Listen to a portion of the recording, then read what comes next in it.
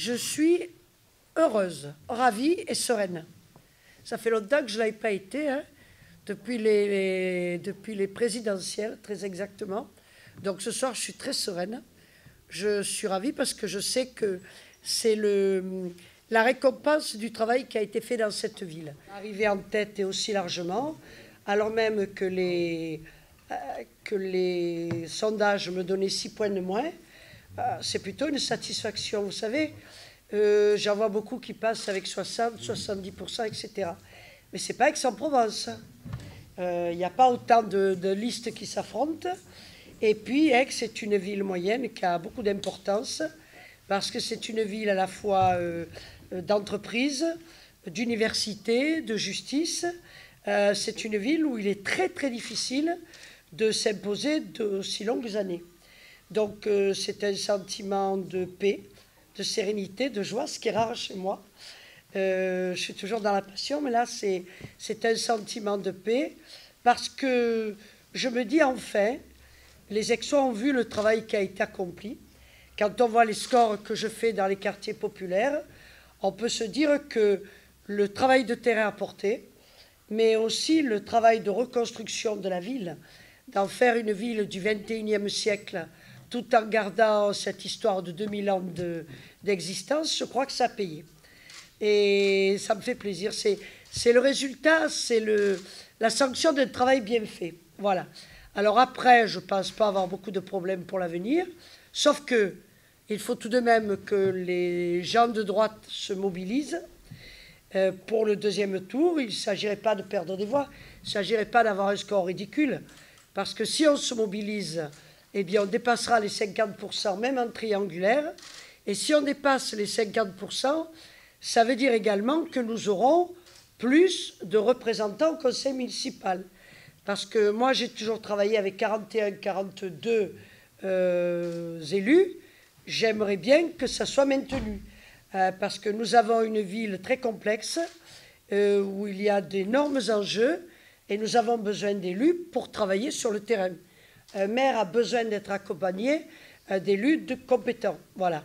Donc, je fais appel à la population aixoise pour qu'elle me donne la plus grande majorité possible au deuxième tour, afin d'avoir les élus nécessaires et suffisants pour aider le maire à gérer la ville. Alors vous allez avoir un discours de rassemblement pour ce deuxième tour?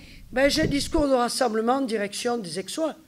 J'ai jamais eu de discours de rassemblement à l'égard des partis politiques, parce que pour moi, un parti politique n'est pas propriétaire de ses voix. Et de ce fait, ce sont les Aixois que j'appelle. Je les appelle à voter pour moi au deuxième tour en masse, pour me permettre non seulement de continuer à gérer la ville dans l'excellence, ce que je fais depuis 13 ans avec une équipe de grande qualité, mais en même temps pour me donner la légitimité nécessaire dans la discussion sur la métropole, qui, je le rappelle, a été votée, mais n'est pas appliquée, et cela dépendra beaucoup pour que nous ayons gain de cause dans nos revendications, des majorités que les Aixois me donneront, c'est évident. Concrètement, vous allez quand même tout de même discuter avec l'autre liste de droite Je discute pour le moment avec personne. Je discute avec personne parce que, très clairement, les Aixois m'ont placé vraiment en tête. Et dans une ville comme Aix, avoir 38% au premier tour, c'est quelque chose d'extraordinaire. Je n'exclus rien, mais j'attends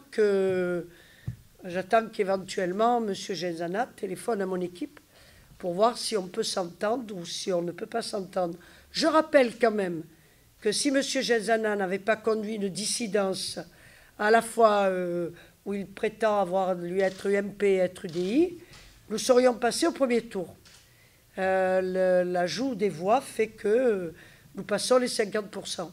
Donc c'est fort dommage qu'il y ait eu cette dissidence, si d'autant plus que dès le premier tour, j'ai rencontré à 2 reprises M. Genzana pour lui demander de rentrer sur ma liste dès le premier tour. Et on n'en avait même pas parlé des conditions. Je lui avais dit qu'il serait dans les 5 premiers.